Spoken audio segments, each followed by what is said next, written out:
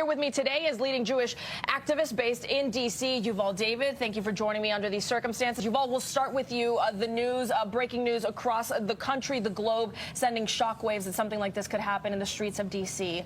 First reactions tonight.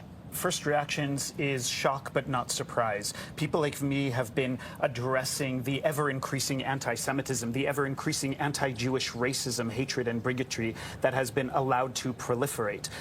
Just the day before, I was with Yaron, one of the people who was murdered yesterday, after I was a keynote speaker at the Middle East Forum conference speaking about how Islamist movements have infiltrated progressive movements and far-left extremist movements here in the United States, and the risk that that poses not just for Israel, but for Jews here in America, and not just for Israel and Jews, but America itself. And the very next day, the man who I had an engaging conversation with was murdered on the streets of our nation's capital. So my question is, where are Jews supposed to feel safe? We're not safe in Israel, where people try to kill us and eradicate us. We're not safe in America, where people question our identity or ability to have a peoplehood.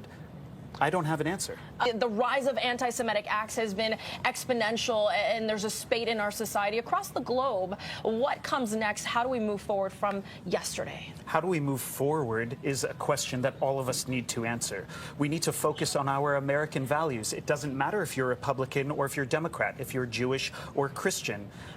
It doesn't matter what your political leanings are, but do you believe that we all have a seat at the table in this country? If you believe in that, you do not practice erasure of another culture or a cancellation of somebody else's belief or murdering them. We need all Americans to rise up. The AJC does incredible work to bring people together, as does JCRC, two of the people on this chat.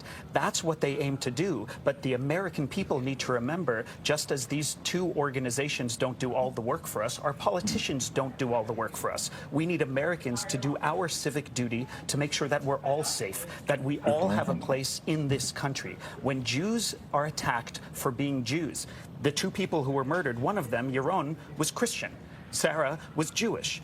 They were attacked because they were seemingly Jewish, exiting an AJC, a Jewish organization's event at the Capitol Jewish Museum, a Jewish building.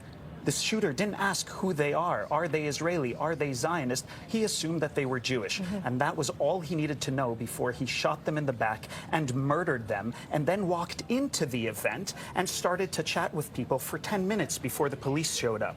And there were Jews there who didn't know that he was the shooter, who saw that he was nervous, didn't know who he was, offered him a cup of water until he started to say that he was the one who just murdered people who were at the event. Where is the safety? Where is the security? It is inappropriate, and we all need to rise up together.